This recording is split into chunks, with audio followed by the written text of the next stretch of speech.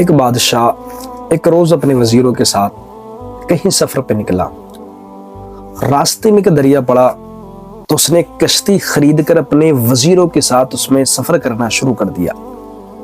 लेकिन उसकी खिदमत के लिए उसके साथ एक गुलाम भी था।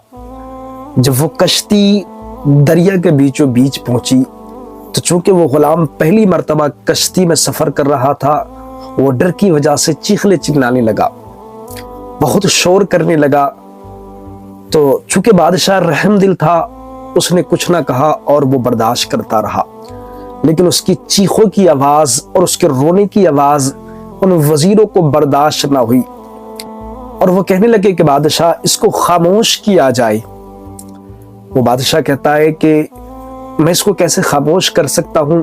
तो वजीर कहते हैं कि अगर आप इजाजत दे तो इसको हम खामोश करा सकते हैं। बादशाह ने कहा, अगर आप इसको खामोश करा सकते हैं तो मैं इजाजत देता हूं, आप इसको खामोश करा दे, ये बहुत बड़ा एहसान होगा। वजीरों ने सिपाहियों को हुक्म दिया और कहा कि इस गुलाम को उठाकर इस दरिया के अंदर 3-4 डुबकी दी जाए।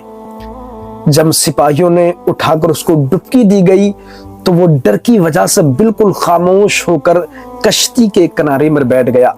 तो बादशाह ने कहा कि इसमें आपका क्या हुनर है कि वो खामोशी के साथ एक कोने में बैठ गया और वो बिल्कुल भी आवाज नहीं कर रहा।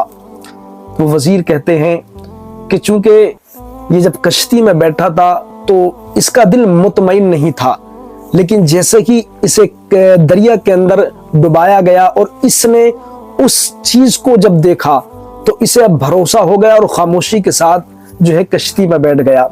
ऐसे ही इंसान के पास जब वक्त होता है तो उसे वक्त की कदर नहीं होती, और इंसान के पास जब रोशनी होती है तो उसे रोशनी की कदर नहीं होती।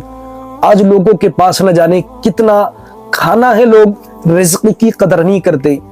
इंसान को उस चीज की जब कदर होती है जब वो चीज उससे छिन जाती है।